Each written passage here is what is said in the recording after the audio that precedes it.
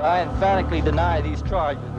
I believe the evidence exists right now to prove that he is not guilty of the crime he was accused of.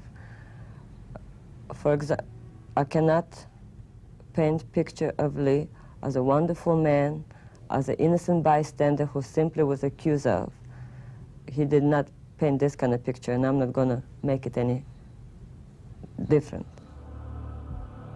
How tough was it for Marina Oswald to come around to the preferred belief that her husband's innocent?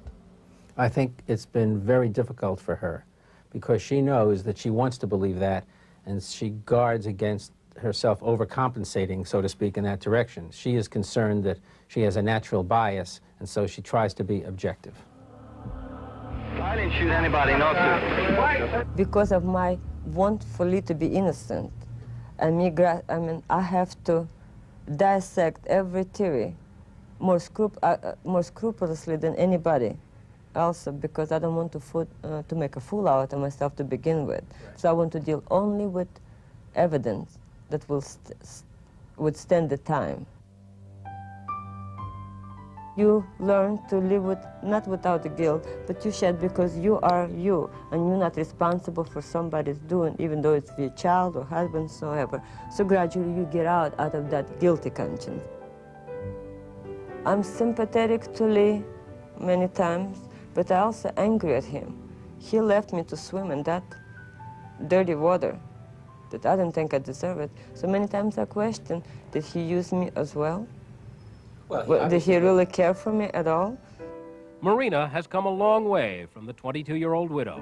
She lives in a secluded area of Texas, has remarried, and has a third child. I'm very blessed with my children. And so this is my contribution to society. I think every mother who raised good children should be proud of them.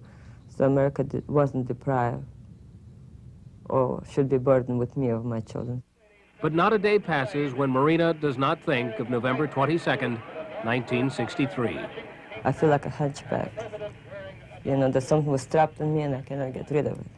I want to know the truth. I want to know the whole truth. I want to know what happened to me. She still tries to reconcile the conflicting faces of Oswald, the studious, intellectual young man who liked to discuss politics and adored President Kennedy, and the image of Oswald, the murderer of a beloved president. If Lee could come back, what would you say? Then I would ask, did you do it or not? Because at that time, when I started questioning, I already was debating, did you do it or not? I want to be certain from him. But now I think we'll ask you, who are you? Years later, Marina looks back and tries to evaluate her life and the man she met at the dance. You take chances with any man. You can know a man for 8 years or 10 years, and when you're married, it could be an entirely different person. Well, did you love Lee Harvey Oswald? Of course.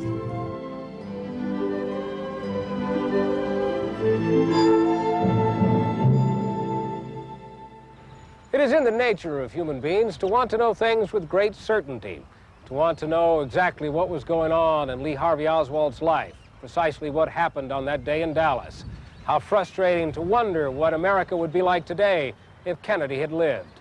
What must it be like, then, for Marina Oswald to wonder what her life would be like today if she had chosen not to go to that dance so long ago where she met a young man who changed her life forever?